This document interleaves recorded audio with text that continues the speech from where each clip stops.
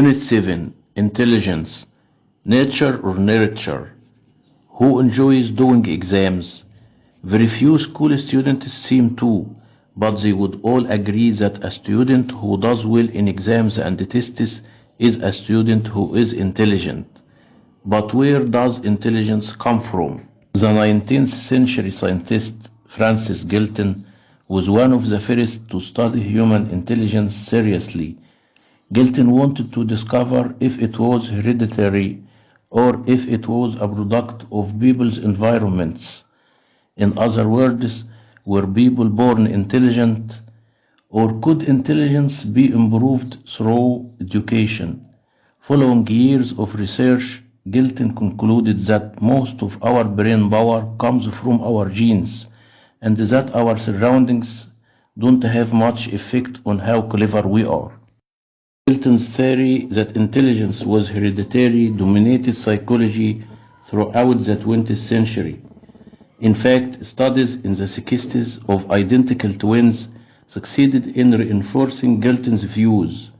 The twins in the study had been separated at birth and adopted by different families, so they had never lived together.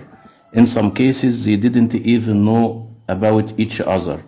Researchers interviewed the twins when they had reached adulthood and discovered that they had all achieved remarkably similar positive results in their studies. This seemed to be clear proof that intelligence was passed on from generation to generation. However, one professor of psychology, Richard Eugen Nesbitt, was not convinced. For years, Nesbitt had adhered to the belief that most of our cerebral skills or lack of them were inherited.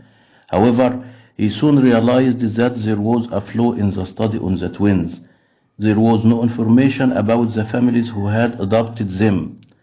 Through his own research, he discovered that the adoptive families all had middle-class backgrounds. In other words, they were families who were able to provide children with a good education. Nesbitt discovered that they had been brought up in almost identical environments and had received a good education. Couldn't this be the reason for the similarity in results between them? Nesbitt believed that this was the case. Further studies by a university professor in New Zealand, James Flynn, confirmed the idea that the environment greatly affects how clever we are. Flynn had studied lots of IQ tests that were carried out around the world during the 20th century. These tests are used to measure a person's intelligence, and someone managing a score of 100 is said to have an average level. Flynn noticed that people who had regular access to education and a good diet had been able to increase their average IQ by 30 points. Nesbitt and Flynn have shown that although our ancestors' genes have a lot to do with intellect, it also depends on the opportunities we get to develop our brains. But of course, parents have a big influence on that too.